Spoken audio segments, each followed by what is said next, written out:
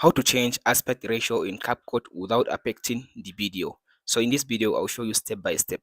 So after you imported your video clip that you want to change the aspect ratio, here is the video clip. Right click on it and then go to copy and tap on your timeline at the top. Right click and paste. So now you duplicated your video clip. All you have to do now, select the first clip.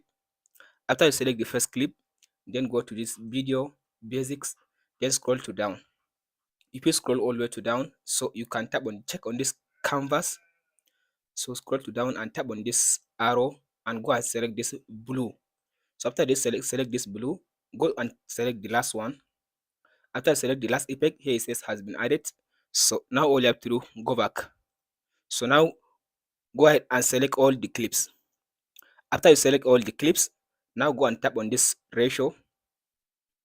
So now go and choose the aspect ratio you want to change. So for me, let's say I want to change the video to shorts. I will select 9:16.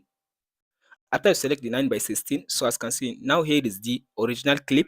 So now here is the original clip and here is the aspect ratio that I added. So now the video will play without affecting the original video. So that's it guys on how to change aspect ratio in Capcut without affecting the video. Be sure to like and subscribe.